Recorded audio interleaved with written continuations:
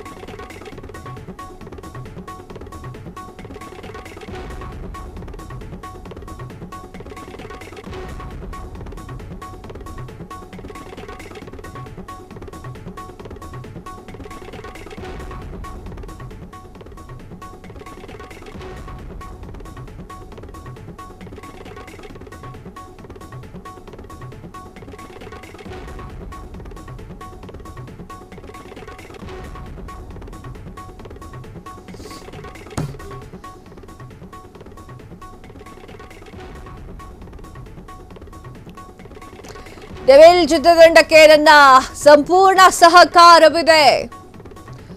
ಇದಕ್ಕೆ ನನ್ನ ಸೆಲೆಬ್ರಿಟಿಗಳ ಸಹಮತವಿದೆ, ದೃಢವಾಗಿ ನಂಬ್ತೇನೆ.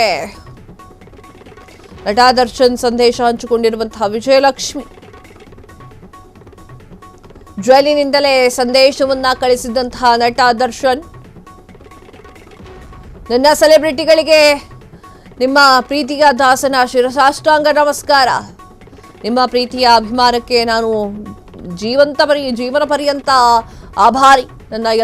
ನಾನು ಎಲ್ಲೇ ಇದ್ರೂ ಕೂಡ ಹೀಗೆ ನಿಮ್ಮ ಪ್ರೀತಿ ಇರುತ್ತೆ ಅಂತ ನಂಬ್ತೇನೆ ಅಂತ ಹೇಳಿ ಸಾಕಷ್ಟು ವಿಚಾರಗಳನ್ನ ಹಂಚಿಕೊಂಡಿರುವಂಥದ್ದು.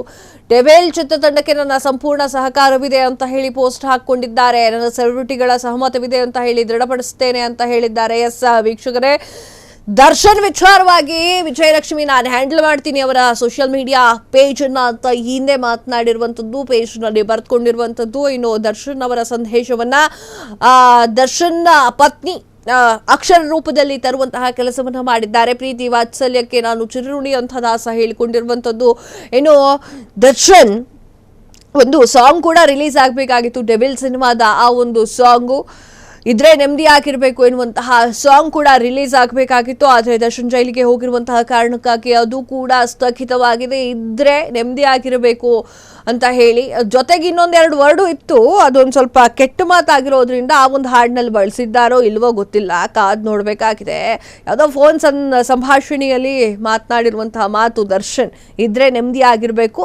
ಕೊನೆಗೆ ಒಂದು ಕೆಟ್ಟ ಮಾತಿದೆ, ಅದನ್ನು ಕೂಡ ಬಳಕೆ ಮಾಡಿದ್ದಾರೋ ಇಲ್ವೋ ಗೊತ್ತಿಲ್ಲ ಆ ಒಂದು ಹಾಡಿನಲ್ಲಿ. ಅದೇನು ರಿಲೀಸ್ ಆಗಬೇಕಾಗಿತ್ತು, ಆದರೆ ಒಂದಿಷ್ಟು ವಿಚಾರಗಳಿಂದ ದರ್ಶನ್ ಜೈಲಿಗೆ ಹೋಗಿರೋದ್ರಿಂದ ಅದು ರಿಲೀಸ್ ಆಗಿಲ್ಲ. ಇನ್ನು ಡೆವಿಲ್ ಚಿತ್ರತಂಡ ಆಲ್ಮೋಸ್ಟ್ ಆಲ್ ಎಲ್ಲ ಕೆಲಸವನ್ನ ಮುಗಿಸಿಕೊಟ್ಟಿರುವಂತಹ ದರ್ಶನ್ ತನ್ನ ಭಾಗ ಏನಿದೆ ಅದರ ಡಬ್ ಕೂಡ ಮಾಡಿ ಮುಗಿಸಿದ್ದಾರೆ ಎನ್ನುವಂಥದ್ದು ಮೂಲಗಳ ಪ್ರಕಾರ ತಿಳಿದು ಬಂದಿದೆ. ಇನ್ನು ದರ್ಶನ್ ಅವರ ಪರವಾಗಿ ದರ್ಶನ್ ಜಾಗದಲ್ಲಿ ವಿಜಯಲಕ್ಷ್ಮಿ ಅವರು ಪ್ರಚಾರಕ್ಕೆ ಇಳಿಯಲಿದ್ದಾರೆ ಎನ್ನುವಂತಹ ವಿಚಾರವನ್ನು ಕೂಡ ಹೇಳಲಾಗ್ತಾ ಇದೆ. ಇನ್ನು ಡೆವಿಲ್ ಚಿತ್ರ ಯಾವಾಗ ರಿಲೀಸ್ ಆಗುತ್ತೆ ಅನ್ನೋದನ್ನು ಕಾದು ನೋಡಬೇಕಾಗಿದೆ.